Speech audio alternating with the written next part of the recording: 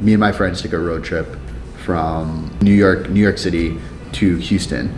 And we did it during the UConn basketball team in the national tournament. And we made a pact. We said 20 minutes before a UConn game starts, we're just gonna stop the car in whatever town we're in. And so we did that. It ended up in a small town in Mississippi.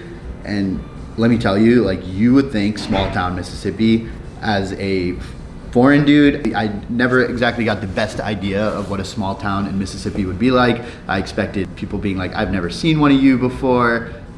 We go there, tiny town, 5,000 people maybe.